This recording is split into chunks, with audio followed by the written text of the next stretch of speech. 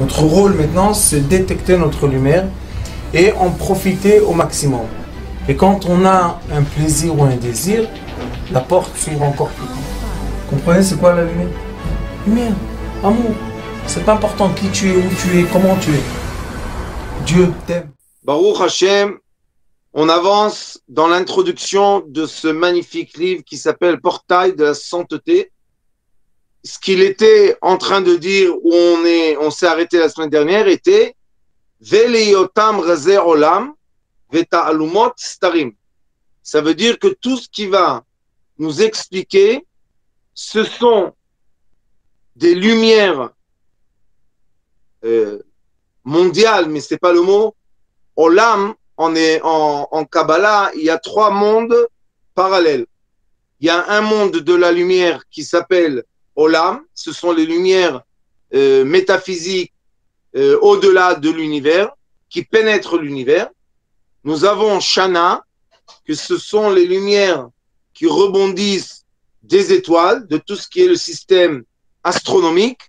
Et à la fin, nous avons ce qu'on appelle Shana et Nefesh.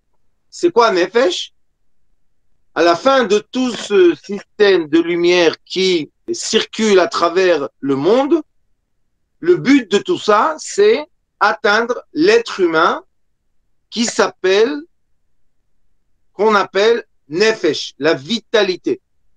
Donc, l'être humain vital, ou bien tout ce qui est vital sur Terre, c'est, on est représentant, on est l'image, comme il est écrit dans Bereshit, au début de tout, il est écrit Betsalmenu Kedmutenu.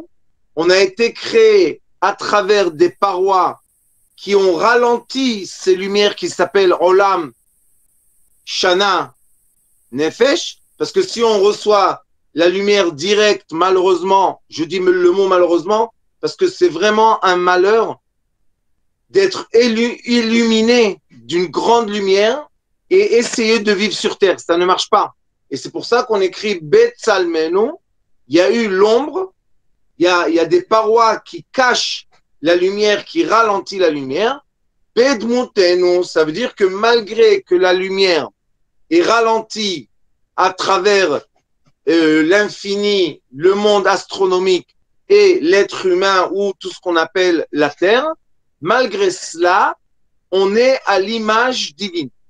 Donc il dit, Uleotam Razer Olam, et comme ce que je vous raconte dans ce livre arrive et atteint les lumières de l'infini, et Ta'alumot Starim. Et malgré ça, c'est aussi des lumières cachées dans notre monde réel.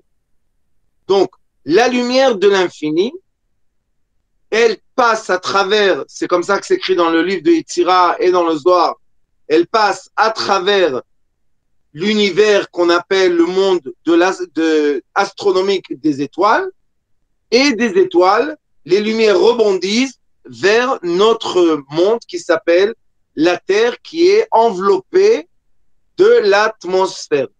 Je sais qu'on peut dire, si on veut, que ces lumières-là des étoiles illuminent d'autres mondes ou d'autres galaxies, d'autres univers dans l'univers. Mais comme l'être humain vit sur cette terre, c'est pour ça qu'on doit faire la référence à l'être humain. Parce que dès qu'on va dire que ces lumières-là sont créées théoriquement, parce que personne ne peut prouver, elles sont créées pour illuminer d'autres choses et non pas l'être humain sur Terre, ou surtout ce monde qui s'appelle Terre, là, on commence à perdre l'identification et la valeur d'être un être humain vivant. Parce que dès qu'on dit que malheureusement, la théorie, parce que ce ne sont pas des choses prouvées, on ne peut pas prouver ce qui est tellement loin de nous. C'est pour ça qu'il y a des cours que j'ai donnés sur Sitrei Chaim, sur YouTube, qui sont des cours qui expliquent Bereshit, qui expliquent la première paracha de la Torah. Et là-bas, j'ai parlé beaucoup des quatrième jour qui parle des étoiles. Comment, le deuxième jour, comment les étoiles ont été créées, pourquoi l'univers des étoiles se comporte comme il se comporte. Mais tout ça, c'est en référence vers nous, l'être humain sur Terre. Dès qu'on dit à l'être humain sur Terre, tu dois savoir qu'il y a d'autres comme toi, dans d'autres endroits, l'être humain sur Terre perd sa signification d'être unique. Et comme le Créateur, on l'appelle union, echad, unique, donc tout ce qu'il a créé est unique. On ne peut pas remplacer les gens. Malheureusement, comme on essaye de nous dire dans le monde moderne, tout le monde est remplaçable. C'est pas vrai. Même dans les grandes compagnies, quand on veut recruter du personnel, on dit tout le monde est remplaçable, donc vous pouvez partir. Mais c'est pas vrai, parce que quand on emmène une personne nouvelle, ce sont des nouvelles énergies, ce sont des nouvelles pensées, ce sont des nouveaux comportements. Donc personne est remplaçable. Tout le monde est unique. Pourquoi on est unique? Parce qu'il faut comprendre qu'on est à l'image d'un créateur qui est un, unique. Et non pas, malheureusement, comme l'idolâtrie explique, beaucoup de créateurs. Pourquoi l'idolâtrie est tombée dans cette erreur? Parce que l'idolâtrie, qui n'a pas voulu s'attacher au divin unique, a choisi d'utiliser les forces qui ont été créées par le divin unique. Ils ont choisi d'utiliser des forces, des anges ou plutôt des démons. Et comme les anges et les démons de ce monde-là qui s'appelle le monde de l'Asiya, le monde de l'action, ils sont plus forts que l'être humain, donc plus forts que moi, au-delà de moi, Dieu. Mais ce raisonnement est un raisonnement faux. Pourquoi? Parce que ceux qui étaient à la tête de l'idolâtrie ont utilisé ces forces pour faire croire à tout le monde que eux-mêmes sont des dieux, comme a fait Pharaon, comme a fait Nimrod, comme ont fait beaucoup de gens pendant l'histoire de l'être humain et même dans les périodes, dans les dernières périodes de l'histoire qu'on connaît. On avait Napoléon qui était sûr qu'il était immortal, on avait Hitler qui pensait qu'il était immortal, Mussolini, toutes ces personnes-là qui pensaient qu'ils étaient immortels. Et vous devez savoir, je ne veux pas développer le sujet, mais juste sachez que dans notre monde aujourd'hui, il y a certains leaders qui sont sûrs qu'ils sont immortels. Pourquoi? Parce qu'ils utilisent un hormone spécial qu'on peut faire sortir seulement d'un enfant, des enfants. Je ne me rappelle plus le nom de cette hormone, mais chaque fois, je demande à Dr Dreamer de me le dire et je l'oublie. Je ne me rappelle plus. Et cette hormone-là, quand on l'injecte dans le système sanguin de l'être humain, ça aide à ne pas vieillir, à rester jeune et rester fort. Et au lieu que les cellules commencent à se détruire, eh ben, il y a un remplacement de cellules. Donc, il faut savoir que l'immortalité de l'être humain existe à travers toutes les générations. Pourquoi l'être humain veut être immortel? Pourquoi? À quoi ça sert? Tu as fini ton rôle, ça suffit. Va te reposer. Parce que l'être humain ne croit pas, ne comprend pas l'éternité de son âme. Il pense que l'âme est limitée avec le corps. Et quand l'âme se sépare du corps, il pense, l'être humain, limité, idolâtre, que sa vie est finie. Mais nous, on sait très bien, comme il est écrit ici, les lumières olam, que ça veut dire monde, que ça veut dire les lumières de l'infini, sont infinies.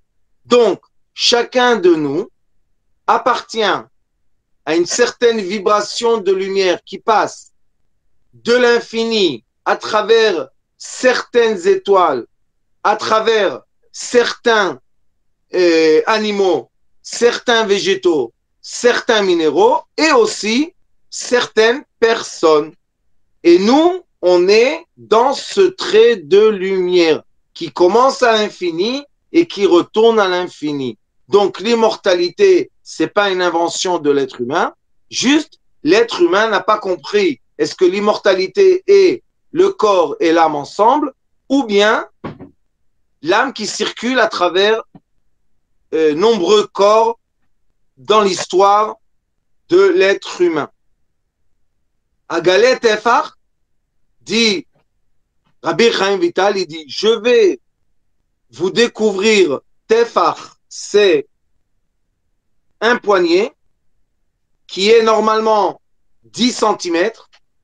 Pourquoi on dit 10 cm? Parce que les 10 sphirotes, on a 10 sphirotes, donc le poignet est normalement 10 cm, comme ça on dit, Tefach, Va'achase alpaim ama, et je vais couvrir, quand je vais dévoiler 10 cm, je vais couvrir alpaim 2000 ama. Ama, c'est un coude. Je vais couvrir à peu près, un coude, on dit que c'est à peu près un demi-mètre. Je vais couvrir à peu près 10 000 mètres.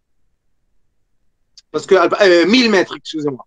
Ça veut dire que maintenant, nous avons une certaine référence mathématique entre 10 cm et 1000 mètres.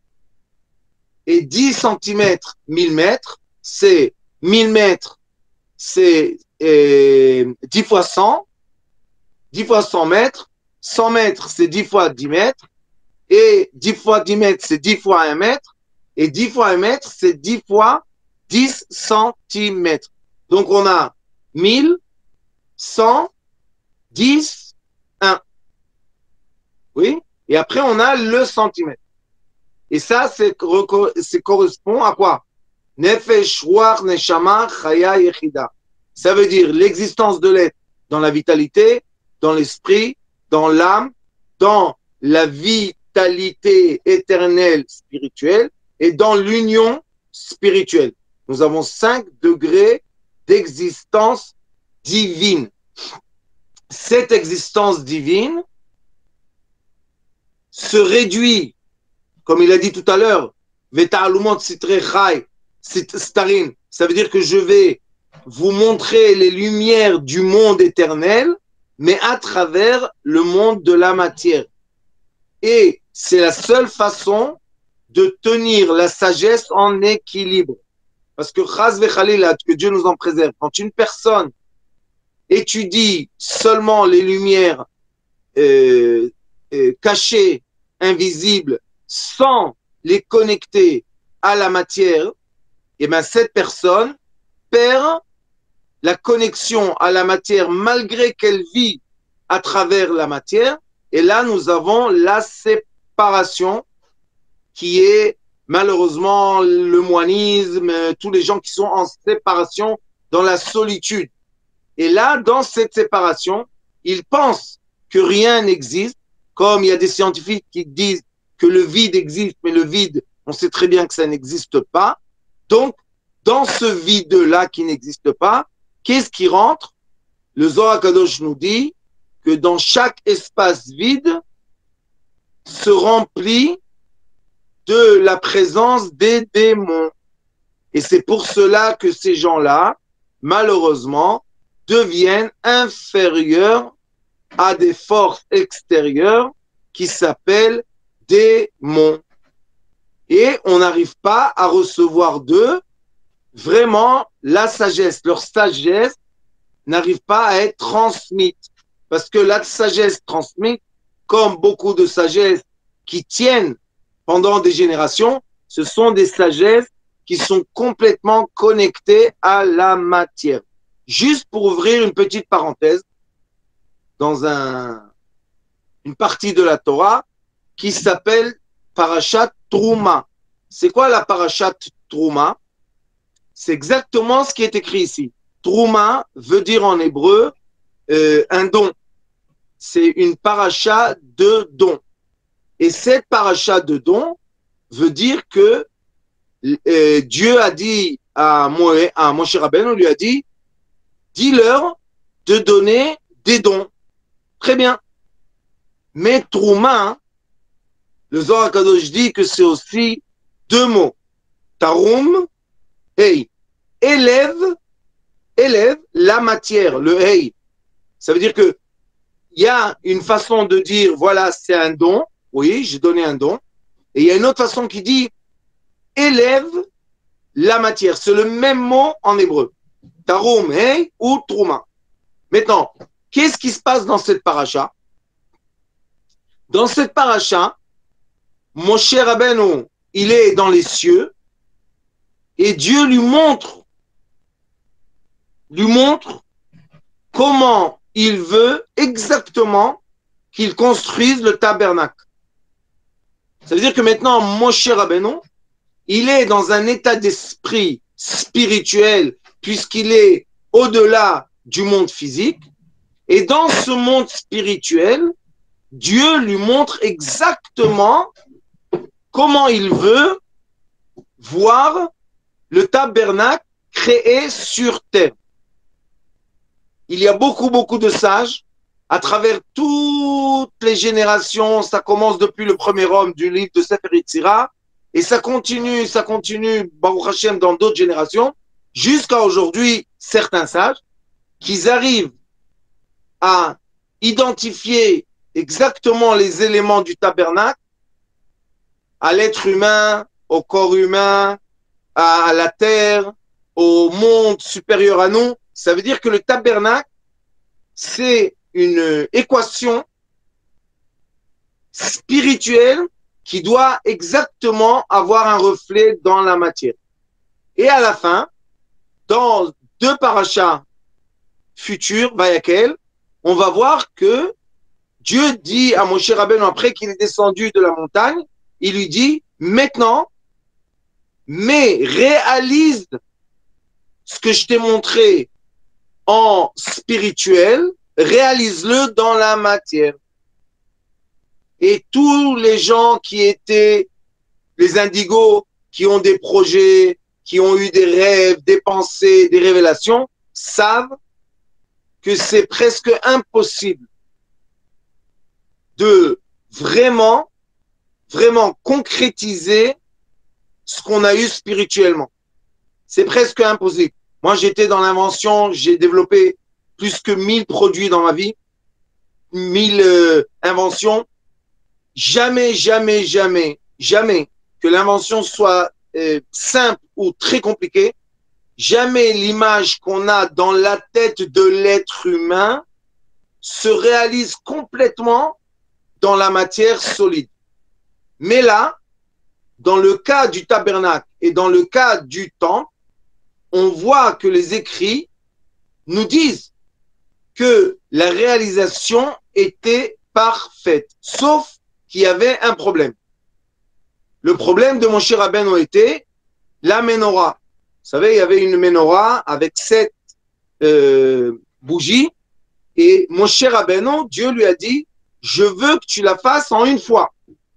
Ça veut dire que tu soudes rien du tout. Tu dois je sais pas comment on dit ça en français, mais tu dois faire un moule et dans le moule, tu vas mettre l'or et ça va sortir en une fois. Et Moshe Rabbeinu n'arrivait pas à trouver la solution du moule. Dans sa tête, le moule n'existait pas. Et qu'est-ce qui s'est passé? Il y avait un enfant qui avait 13 ans, qui s'appelait Betzalel ben Uri ben Chou. Betzalel, son nom c'est, il était à l'ombre de Dieu. Il était le fils de Uri. C'est quoi Uri? Uri, c'est le mot Ori, ma lumière. C'était le fils de la lumière. Ben Chou, c'est quoi Chou? Il était libre. C'était le fils de la liberté. Ça veut dire que lui, sa pensée n'était pas programmée. Il était encore jeune, donc il était libre. Son esprit était libre. Et qu'est-ce qui s'est passé? Il est écrit dans la paracha de Vayakel que Dieu a dit à Moshe, trouve-moi des gens qui peuvent accepter l'esprit divin. Pourquoi on doit dire ça? Au lieu de lui dire, trouve-moi des artisans professionnels. Pourquoi on doit lui dire, trouve-moi des hommes et des femmes? Dans la Torah, c'est précisé que les femmes aussi ont cette capacité d'être Ruach Elohim. Ils ont l'esprit divin. Ils sont capables de capter l'esprit divin et le matérialiser. Tout à l'heure, je vais ouvrir une autre parenthèse et vous allez voir un grand débat qu'il y a dans la Kabbalah et dans le Talmud. Et cet enfant qui s'appelait Betzalel ben Uri ben Chou, quand mon cher Rabbeinu lui a transmis qu'on doit faire la menorah, qui est un signe du peuple d'Israël pendant toutes les générations, pas seulement récemment, malheureusement. Et dans cette menorah, lui, Betzalel ben Uri ben Chou, a créé un moule. Et dans le moule, il a rentré l'or qui était fluide, le liquide de l'or. Ça s'est endurci. Il a ouvert le moule et voilà, Miksha Achat. Parce qu'il est écrit dans la menorah qu'il faut le faire en une fois. Il n'y a aucune soudure. Tout doit être en une fois. Le moule. Et mon cher Rabbeinu lui a dit, comment tu as eu ce secret? Est-ce que quand Dieu m'a parlé, tu entendais aussi? Et on voit que même mon cher Rabbeinu, qui a eu la chance de voir dans son esprit divin toute la construction du tabernacle, avec des précisations, regardez dans la paracha, c'est précis, les centimètres, les mesures, tout est très précis. Et l'histoire de la menorah, le chandelier, il n'a pas réussi à comprendre comment le faire. Pourquoi on doit dire ça? C'est honteux de dire que l'homme qui est monté dans les cieux ne savait pas faire un moule. C'est simple, un moule. Mais c'est pour nous montrer que Betzalel ben Uri ben Chou était une révélation, une autre dimension de Moshe Rabbeinu. Ça veut dire que nous-mêmes, par exemple, nos enfants sont une révélation d'une partie de nous qui va sortir et va devenir un être qui va devenir un monde entier. Est-ce qu'on a une affiliée de parents? Oui. Est-ce que cette affiliée-là, elle nous donne certaines caractéristiques? Oui. Et est-ce que ça veut dire que moi, je représente quelque chose de mon père? Oui.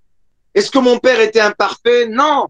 Pourquoi il n'était pas parfait? Parce qu'une partie de lui devait être corrigée par moi. Une partie de moi doit être corrigée par mon fils. Ça veut dire que on n'arrête pas de voir que le parfait n'existe pas. Mais dans le monde artificiel, on nous dit aujourd'hui, et ça va avancer, ça va aller très très loin, que le monde artificiel est capable de traduire de façon exacte nos pensées. Ça veut dire qu'il n'y aura plus un amortissement de la lumière et la pensée va devenir une création mais identique. Ce que jusqu'au jour d'aujourd'hui n'existe pas. C'est impossible. Et eux, qu'est-ce qu'ils vont faire? Et comme vous voyez aujourd'hui, ils vont passer à l'être humain qui est content du visuel. Ça veut dire qu'on n'arrête pas avec les écrans d'être rassasié de ce qu'on voit. Et j'ai vu une émission dernièrement de Facebook qu'ils ont réussi à créer une chambre virtuelle, que dans cette chambre virtuelle, d'après vos volontés, vous êtes les comment on dit ça, les architectes de vous-même.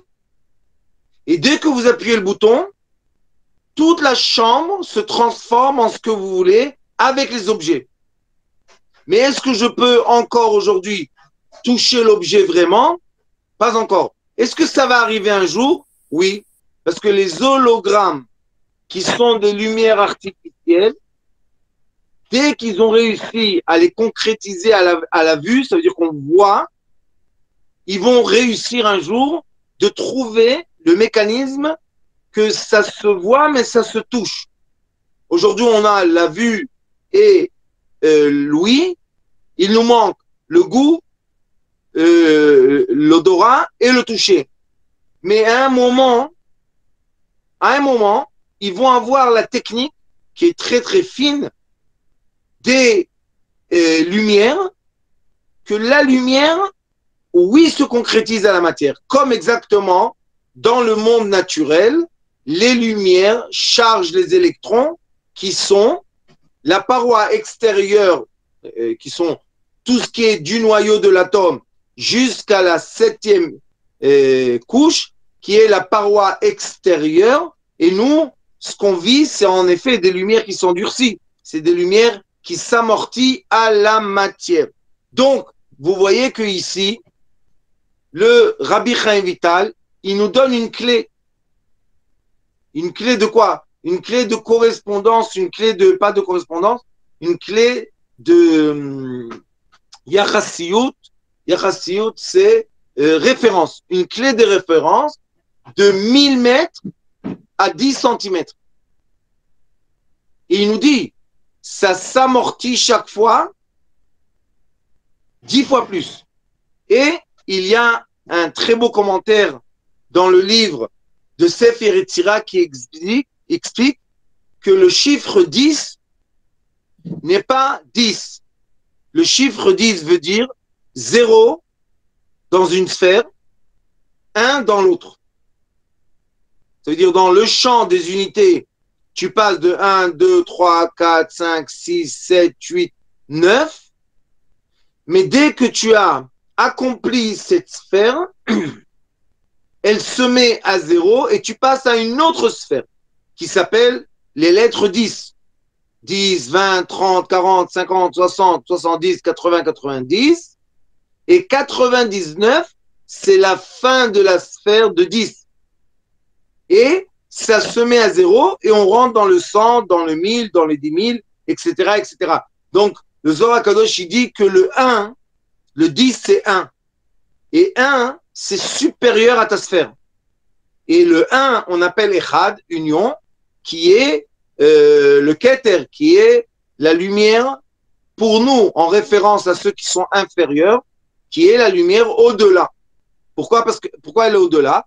Parce que on a fini de compter jusqu'à 9, on est arrivé jusqu'au Chokhmah, ce sont les 9 sphirotes, et maintenant il y a une sphira au-delà de ça, qui s'appelle Keter.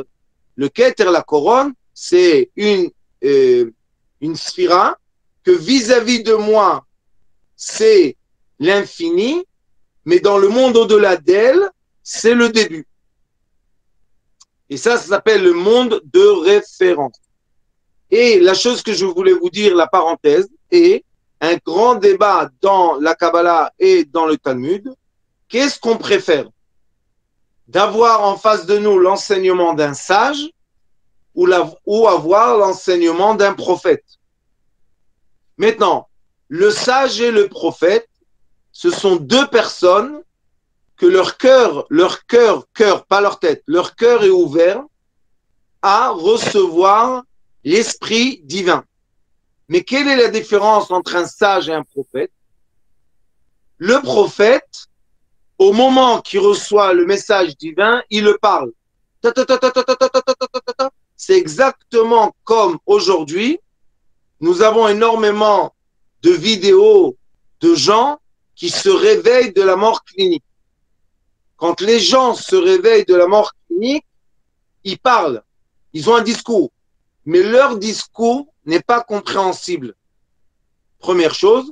La deuxième chose est que si on les arrête, on leur dit qu'est-ce que tu as dit tout à l'heure, ils ne savent pas, ils oublient. Pourquoi? Parce que c'est seulement des haut-parleurs. Et quand on leur dit explique ce que tu as dit, ils n'ont aucune explication. C'est pour ça que beaucoup de gens qui se réveillent de la mort clinique n'arrivent plus à communiquer de façon normale avec les êtres humains autour d'eux. Ils sont déconnectés de nous. On appelle ça aussi la dementia. Ça veut dire que ils sont plus avec nous. Pourquoi ils sont plus avec nous? Ils se sont réveillés, ils sont vivants, leur corps est sain. Quel est le problème? Le problème, c'est que c'est comme un prophète. Ils reçoivent énormément de lumière, ils verbalisent vite, ils parlent, mais après on leur dit explique, ils ne veulent pas expliquer. Quelle est la différence entre lui et un sage? Le sage, et comme on dit en français, c'est quoi un siège? Sage, siège, il est assis. Ça veut dire que quand il reçoit l'information, il est dans le silence et dans le calme interne. Et lui, qu'est-ce qu'il fait le sage? C'est vrai qu'il reçoit en un instant énormément d'informations, mais après, il passe du cerveau droit qui capte des informations au-delà des limites, il fait passer l'information dans le cerveau gauche, qui est le cerveau des processus, et le savoir rentre dans des moules, il rentre dans des équations, il rentre dans la matière. Et c'est pour ça qu'on peut le garder et le transmettre.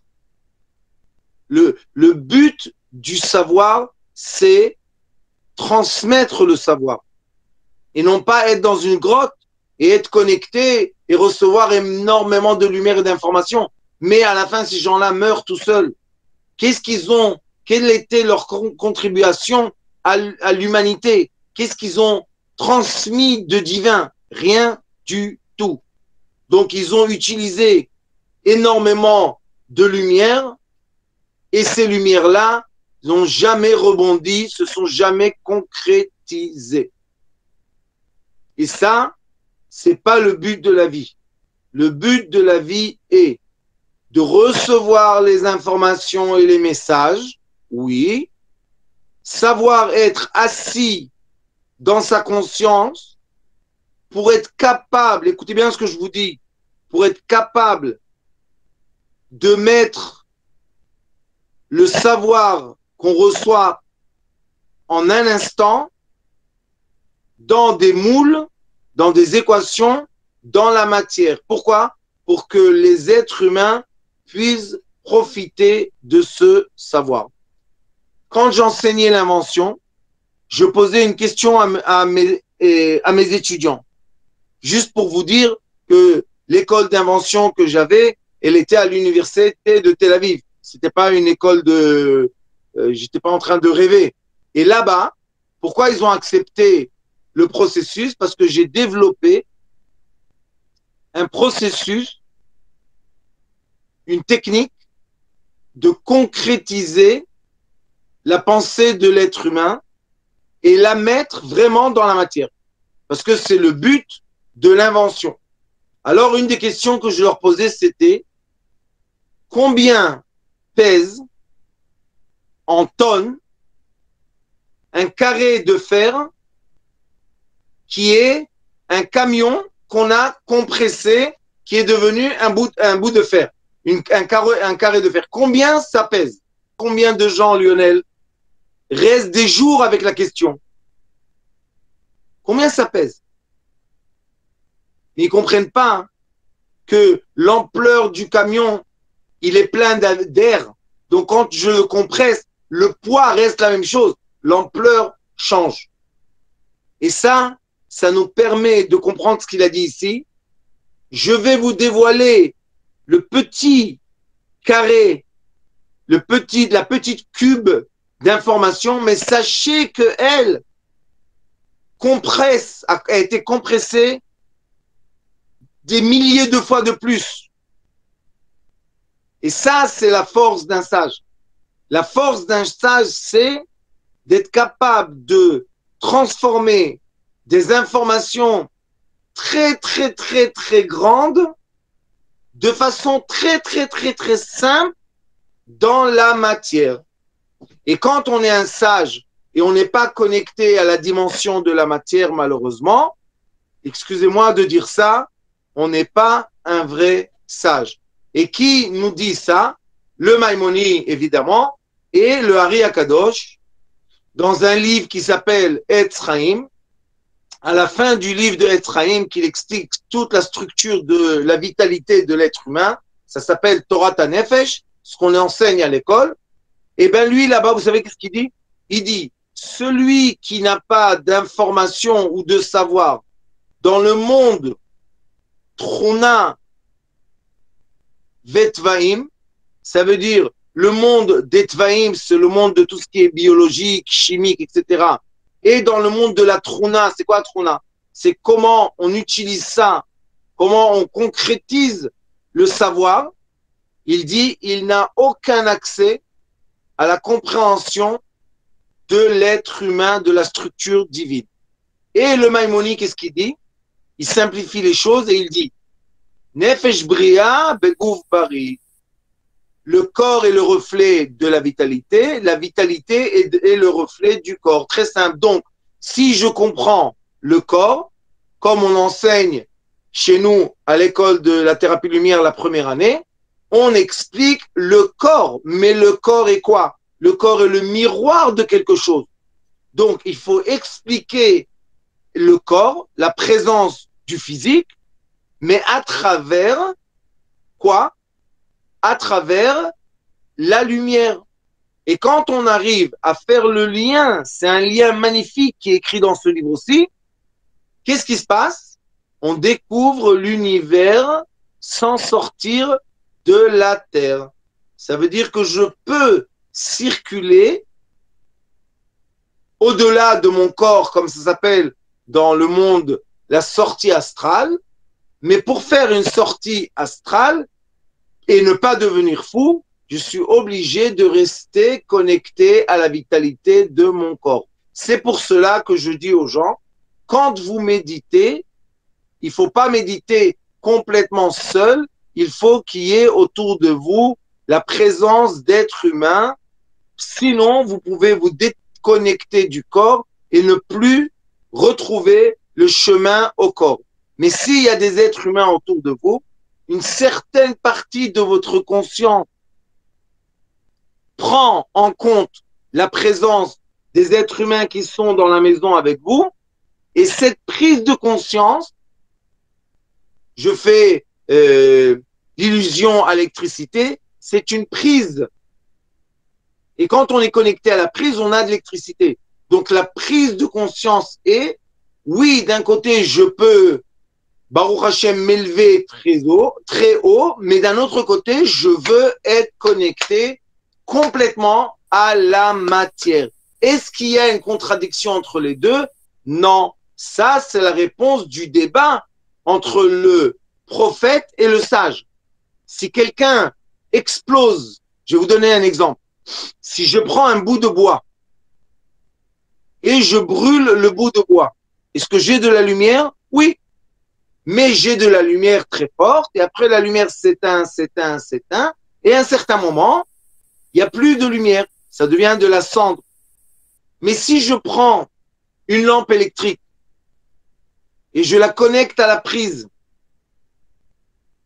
ce que j'ai, tant que je fournis l'énergie, la lampe me donne de la lumière, je peux éteindre la lampe, je peux allumer la lampe, je peux affaiblir la lumière, je peux agrandir la lumière de la lampe. Donc, ça s'appelle le sage. Le sage ne brûle pas. Le sage met en équilibre l'information divine et l'information du monde physique. Et quand on les met en équilibre, il y a les points de connexion, les prises, qui permettent une qualité de vie très, très augmentée, parce qu'à un certain moment, on comprend que tout est connecté à tout, donc j'ai plus tellement besoin d'énormément d'éléments que j'utilise pas. Et nous tous, regardez autour de vous, on a énormément de choses qu'on met dans la cave, qu'on met dans le garage, et on n'utilise pas. Mais pourquoi ils sont là? Pourquoi ils circulent pas? Pourquoi ils continuent pas? Parce que on a une erreur d'éternité matérielle. L'éternité est de la lumière qui se dévoile chaque fois dans la matière. Et il dit, Ve'eftar bedochak. Qu'est-ce qu'il dit? Je vais pousser dochak. C'est très, il dit, Rabbi Chaim Vital, je vais vous rentrer dans une fente très serrée. C'est très difficile de passer par cette fente. C'est difficile quand on a de l'orgueil, quand on veut utiliser le savoir pour être fort, pour qu'on appelle le Rav, pour être quelqu'un d'important. Alors là, on a une ampleur, et quand on a une ampleur, pour passer dans une fente, c'est impossible. Et c'est pour ça que le début de ce livre, vous allez voir quand on va rentrer dedans, il nous explique les midot. C'est quoi les midot? Le comportement. Et seulement quelqu'un comme Moshe Rabbeinu qui était humble, il s'est vraiment rapetissé à quoi? À l'air et la lumière. Est-ce que les lumières passent à travers les fentes? Oui, grande quantité. Est-ce que l'oxygène passe à travers une fente? Oui, mais moins en quantité parce qu'il a quand même une certaine ampleur. Est-ce que l'eau, le liquide, passe à travers une fente? Oui, mais en goutte. Est-ce que le solide passe à travers la fente? Non. Il est coincé. Donc vous voyez que l'être humain qui existe en solide, liquide, gaz et lumière, si il est humble comme la lumière, il pourra passer par cette fente qui s'appelle le portail de la sainteté. Kemachat Sitkit. C'est quoi Kemachat Sitkit? Comme une aiguille et le trou qu'il y a au-delà de l'aiguille dans laquelle on va faire passer le fil. Ou Misheye Raoui, et celui qui va être apte, mais Raoui en hébreu c'est Reish Aleph Vav Yud, c'est aussi le mot Ori, celui qui va se reconnecter à la lumière. À quelle lumière? La lumière divine. C'est qui la lumière divine? À son âme. Misheye Ori, celui qui sera de la lumière. Izke, il va avoir la chance, mais Izke, c'est aussi en hébreu, sera Zach, il va se purifier et il pourra rentrer dans l'intérieur de l'intérieur. Il pourra rentrer vraiment dans des endroits magnifiques. V'Hashem Atov, et le bon Dieu, Loim Tov, il va pas empêcher le bien à ceux qui vont dans le Tamim. C'est quoi Tamim? Betamim. Tamim, c'est être simple. Accepter les choses de façon simple. Ne pas rentrer dans des complications philosophiques qui nous volent le temps et qui se concrétisent à rien. Il faut être simple. Il faut accepter les choses de façon simple. Mais pour être simple, je ne peux pas être orgueilleux. Je ne peux pas être toute la journée égocentrique, tout le temps être concentré sur moi, mon nom, ma valeur, les gens, qu'est-ce qu'ils pensent de moi. On ne peut pas avancer comme ça. Ça nous donne des ampleurs qui ne nous permettent pas de passer d'une dimension à l'autre. Et le Zohar Kadosh nous dit, je finis par ça, que pour passer d'une sphère à sphère, comme on connaît très très bien, qu'on a au-delà de nous tous, le toit en verre, qui a l'air d'être transparent, mais quand on y arrive, on se cogne. Pour sortir d'une sphère à une sphère, pour passer d'une dimension à dimension, le Zohar Kadosh dit que tu es obligé de te recentrer dans le point zéro, Nekudat Efes, Et dans ce point zéro que tu te recentres à être rien, il y a un ange qui est sur la porte du tunnel qui te fait passer d'une sphère à l'autre. Et cet ange, c'est l'ange qui s'appelle le témoin. Et lui, il témoigne. Est-ce que tu es venu dans ce portail avec de l'orgueil, donc avec de l'ampleur, donc tu ne pourras pas passer? Ou est-ce que tu es venu dans ce portail au début du tunnel qui va te faire passer d'une dimension à l'autre? Est-ce que tu es venu humble?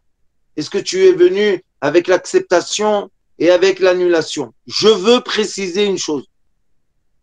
Quand on dit en termes de sagesse, acceptation et annulation, on ne veut pas dire l'ignorance. C'est l'inverse de l'ignorance.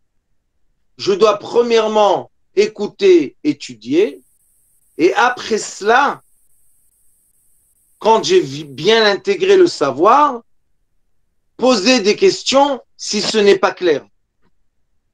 Mais les gens qui s'opposent tout de suite à des informations et qui n'ont pas l'écoute, qui n'ont pas la patience de l'écoute de l'autre, malheureusement, ces gens-là n'intègrent rien parce qu'ils sont tout le temps à l'opposition. Ils sont tout le temps avec la guerre. Pourquoi? Parce qu'ils ont l'orgueil. Mais quand on n'a pas d'orgueil, on accepte d'entendre tout. Vous savez que toutes les sagesses du monde sont valables. Comme il est écrit, Chochma bagoim ta'amin. Quand quelqu'un qui a une connexion et il te dit, voilà, j'ai dévoilé ça, j'ai vu ça, j'ai fait ça, comme on dit la science. Oui, la science, c'est quelque chose qu'on peut mesurer, qu'on peut prouver. Mais le problème est, quand on mélange la science et la philosophie, là, malheureusement, on a énormément de croyances fausses. Mais quand la science est là pour nous dévoiler à chaque génération encore une partie de cette longueur d'onde infinie, la science est quelque chose de magnifique. Ça n'a jamais été contraire à la croyance.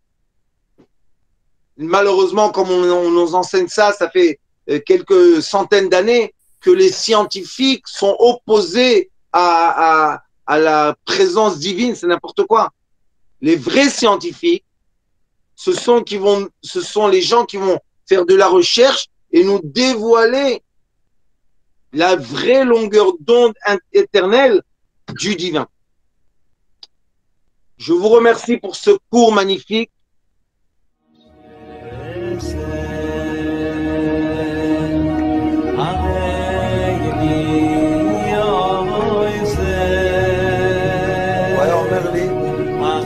בבית שלי יש מלאכים, לא רוצה לצאת מהבית.